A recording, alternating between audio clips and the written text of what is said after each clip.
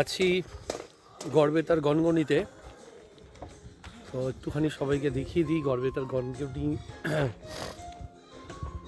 কীরকম সুন্দরভাবে সেজে উঠেছে এখন।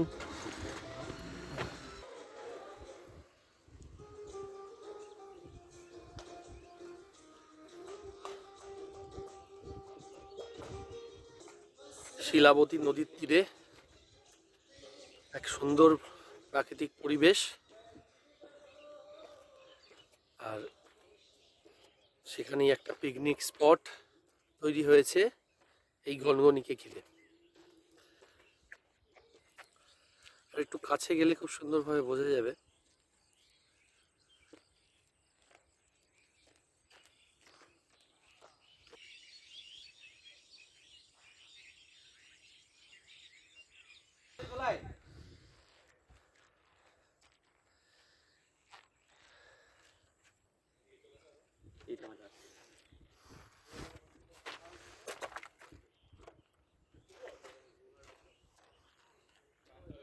পশ্চিমবঙ্গের গ্র্যান্ড ক্যানিয়ন নামে পরিচিত এই গনগনি প্রাকৃতিক সৌন্দর্যে ভরপুর হলেও আমার ব্যক্তিগত মতামত যে ছোট বাচ্চা বা ছাত্রছাত্রী যাদের নিয়ে আপনারা আসবেন একটু সাবধানতা অবলম্বন করা উচিত। মানে ছেলেমেয়েরা একটু যারা ছটফটে হয়, জায়গাটা একটু স্লিপারি আর কি। তো বাকি খুব সুন্দর জায়গা, পরিবেশ।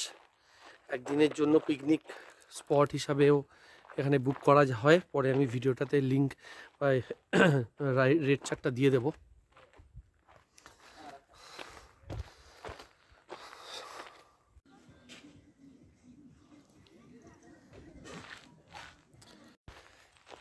একটা বিষয়ে শুধু সাবধান করব যে এখন ছবি তোলার জন্য সবাই তো ব্যস্ত থাকে, তো যে কোনো মুহূর্তে ছোটোখাটো দুর্ঘটনা হতে পারে, কারণ খুব স্লিপারি জায়গাটা, সেটা একটু সবাই খেয়াল রাখবেন। বাকি একদিনে আসার জন্য খুব সুন্দর। সায়নদীপ বলো কিছু, কেমন লাগলো? অসাধারণ জায়গা, একটু গরম হবে কিন্তু প্রাকৃতিক সৌন্দর্য দেখে আপনার মন ভরে যাবে। অবশ্যই জুতোটা ভালো পরে আসবেন, কারণ জুতোর গ্রিপ যদি ভালো না হয় যে কোনো সময় দুর্ঘটনা ঘটতে বা পারে। ছবি তোলার সময়, ছবি তুলতে তো বারণ করা যাবে না, ছবি তোলার সময় সবাই একটু সাবধানতা অবলম্বন করবেন। বিশেষ করে বাচ্চাদেরকে একটু নজরে রাখবেন, হ্যাঁ, কারণ ছোটোখাটো পড়ে গেলেও আঘাত লাগবে। বাকি ওকে।